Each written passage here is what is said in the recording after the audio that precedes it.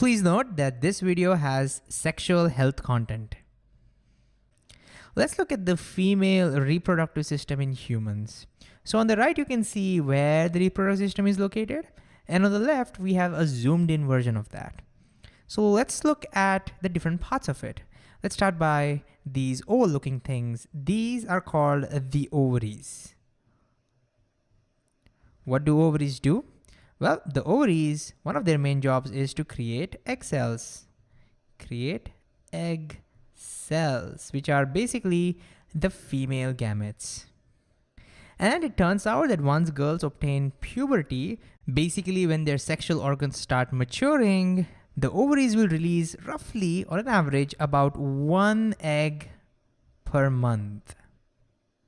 1 egg per month. And just to be more clear, you see, whenever girls are born, they already have lots and lots of immature eggs in their ovaries. There are lots of them. But it's only when they hit puberty, that's when those eggs start maturing. And then we find that about 1 egg is released per month. And if you're wondering, well, we have 2 ovaries, so will that be 2 eggs released per month? No. In general, it will be still 1 egg per month. You can kind of imagine 1 month, this ovary will release the egg, the next month, this ovary will release the egg. So they will alternate. But of course, there could be times at which, both the ovaries might release the eggs. So you might have 2 eggs, that's totally possible. But in general, it's usually 1 egg per month. All right, what else do they do?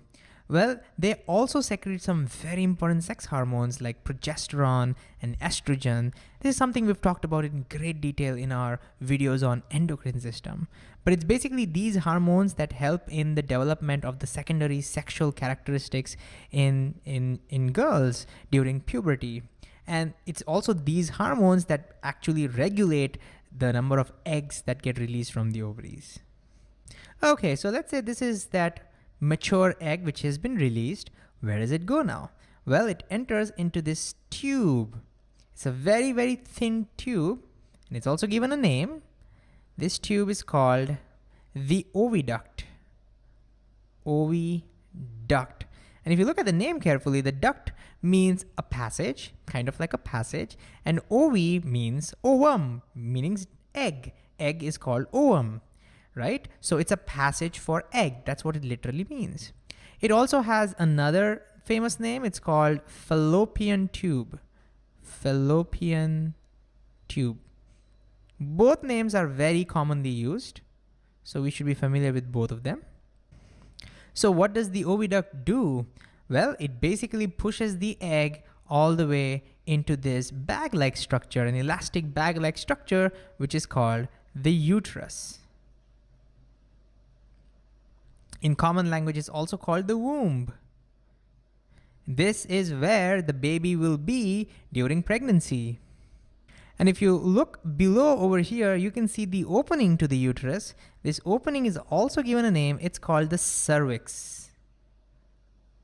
During the childbirth, when the baby has to come out, it's the cervix that needs to open up. And finally, we see the vagina. This is where the penis is supposed to enter during sexual intercourse. So roughly, these are the parts of the reproductive system. But let's come back to that egg and see what happens once the egg enters into the fallopian tube. What happens over there? Well, as I said, the fallopian tube starts pushing the egg, and starts moving it all the way towards the uterus. Now, once the ovaries release the egg, they will signal the uterus and tell the uterus, hey, I have released the egg. That egg might get fertilized anytime. We need to prepare for it. And the uterus says, all right, I'm going to prepare for it. And as a result, you will see that the lining of the walls of the uterus start getting to become thicker. It starts to become rich with blood. Well, why does that happen? Because as we will see, that if the egg gets fertilized, then it requires nutrition. And the egg will get the nutrition from this blood. And that's why the uterus is basically preparing itself for fertilization. All right, what happens next? Well, what happens next really depends upon whether there are sperms present here or not. So let's say there are no sperms present over here. all right? Then what will happen is that this egg, which has been now unfertilized for quite a while, that egg cannot survive for too long. After a couple of days of release, we will see that that egg will disintegrate. So it has a pretty short lifetime after it has been released. It needs to get fertilized or it'll just get disintegrated. Now, once it gets disintegrated, the ovaries will tell, okay, that egg is not fertilized. It tells the uterus, you know what, uterus, you can get rid of that lining. We don't need that anymore. So then the uterus will now start getting rid of it. And the way it does that is that it starts shedding it out of the system. And so as a result, you will now see blood coming out from the vagina. And this is what we call menstruation. And so during this time of menstruation, that bleeding might last from 2 to 4 to 5 days, depends on the individual, until all of that is gotten rid of. And then the whole cycle can continue again. And therefore, menstruation happens almost every month. All right, but now let's consider what if there were sperms present. So let us go back a little bit. Let's keep that egg again. All right, so let's say this time there was sexual intercourse and there are sperms present. What happens then? Then you can see lots and lots of sperms will enter into the vagina. They will come through the cervix. They will enter into the uterus. In the process, a lot of them will die. And eventually they may divide into two halves. One will try to go this way in search of the egg. Another will try to go in this way in search of the egg. Again, a lot of sperms will die over here. This is not easy journey, but eventually the fittest of the fittest sperms will be able to finally go and meet with that egg and fertilize that egg. So let's say one of that sperm undergoes and fertilizes the egg. Meaning what's going to happen is that the sperm is going to release its genetic material into the egg. And once that happens, we will say the egg is fertilized. After that, no more penetration can happen into the egg. Almost all of the other sperms will die out.